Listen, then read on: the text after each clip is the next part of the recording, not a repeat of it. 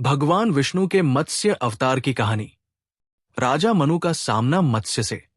राजा मनु, जो एक अत्यंत धर्मपरायण और आध्यात्मिक शासक थे, समुद्र के किनारे अपनी साधना में लीन थे। जब उन्होंने अपने हाथों में पानी लिया तो उसमें एक छोटी सी मछली तैरती हुई दिखाई दी।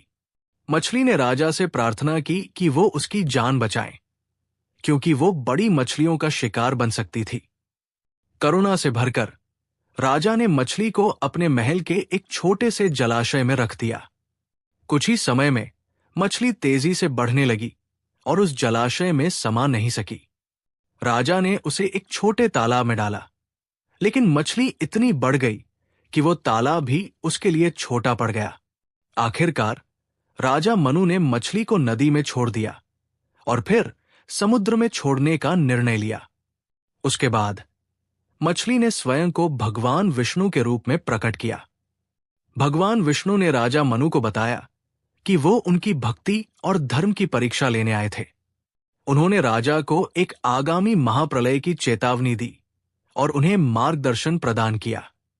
प्रलय की तैयारी और बचाव। भगवान विष्णु के मत्स्य रूप ने राजा मनु को सलाह दी कि वे सभी प्रजातियों के पौधों और जीव जंतुओं के प्रतिनिधियों को 7 ऋषियों के साथ एक नौका में ले आए। ये सब महाप्रलय से बचाने के लिए था। 7वें दिन जब भारी वर्षा और तूफान आया, भगवान मत्स्य प्रकट हुए और राजा को निर्देश दिया कि वो नौका को उनके सींग से बांध दे। इसके लिए सर्प वासुकी का उपयोग रस्सी के रूप में किया गया। भगवान मत्स्य ने नौका को सुरक्षित रखा और उसे हिमालय की ओर ले गए। इस दौरान उन्होंने राक्षस हयग्रीव का वध किया और चोरी हुए वेदों को भगवान ब्रह्मा को लौटा दिया। यात्रा के दौरान भगवान मत्स्य ने राजा मनु को गहरा ज्ञान दिया और महत्वपूर्ण सत्य प्रकट किए।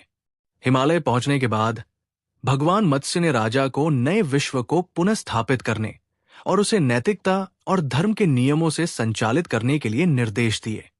यही ज्ञान मनुस्मृति के रूप में प्रसिद्ध हुआ। मत्स्य अवतार का प्रतीकात्मक अर्थ। भगवान विष्णु के मत्स्य अवतार की कथा एक गहन प्रतीकात्मक संदेश देती है।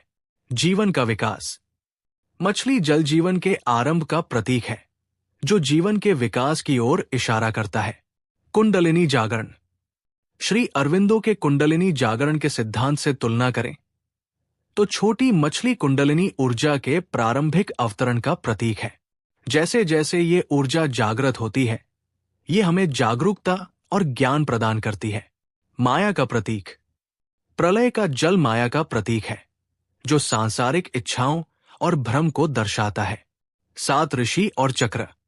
7 ऋषि शरीर के 7 चक्रों का प्रतीक है, जो ज्ञान और शक्ति के केंद्र है। हिमालय का अर्थ।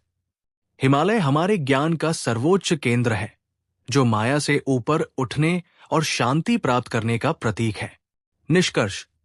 मत्स्य अवतार की कथा हमें जीवन के विकास, आध्यात्मिक जागरण और माया से मुक्ति का गहन संदेश देती है। यह हमें दिखाती है कि कैसे ज्ञान और जागरूकता हमें विनाश से बचा सकते हैं और नई शुरुआत करने में सहायक हो सकते हैं।